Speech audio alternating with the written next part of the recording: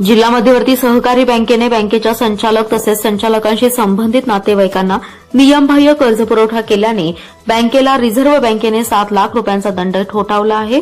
जिल्हा बँकेच्या इतिहासात अशा प्रकारची पहिलीच कारवाई झाली आहे। या कारवाईमुळे बँकिंग क्षेत्रात खळबळ उडाली आहे। दरम्यान ही कारवाई रद्द करण्यासाठी जिल्हा बँकेच्या वतीने रिझर्व्ह बँकेला विनंती करण्यात येणार असल्याचे बँकेचे अध्यक्ष मानसिंगराव नाईक यांनी सांगितले।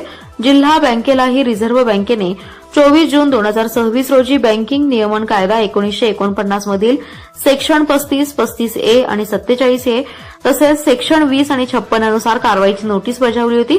यात काही संचालकांच्या खासगी संस्था तसेच संचालकांशी संबंधित त्यांच्या नातेवाईकांच्या संस्थांना बँकेने नियमबाह्य कर्जपुरवठा केल्याचे तसेच बँकेच्या खातेदारांची केवायसी पूर्ण न करता त्यांच्या खात्यावर व्यवहार झाल्याचं नोटीसीत म्हटलं होतं। या प्रकरणी बँकेला खुलासा करण्यास 15 दिवसांची मुदत देण्यात आली आहे। बँकेने याबाबत खुलासा केला तसेच यावर सुनावणी घेण्याची विनंती केली होती। त्यानुसार रिझर्व्ह बँकेने ऑनलाईन सुनावणी घेतली। जिल्हा बँकेने यापूर्वीही असा कर्जपुरवठा केला होता, मात्र त्यावर सहकार विभाग, नाबार्ड आणि आरबीआयकडून कारवाई झालेली नव्हती। तसेच अशा प्रकारचा कर्जपुरवठा करू नये अशी आरबीटी नोटीस मिळण्यापूर्वी हा कर्जपुरवठा करण्यात आला होता। त्यातील बहुतांश कर्ज वसूल झालेलं आहे। त्यामुळे या प्रकरणी कारवाई करू नये तसेच केवायसीबाबत बँकेत कडक धोरण अवलंबले असून सुमारे 6 लाख ग्राहकांची खाती गोठवली होती। अन्य बँकांच्या तुलनेत सांगली जिल्हा बँकेचे केवायसीचे अधिक झाले असल्याचा खुलासा बँकेने केला आहे।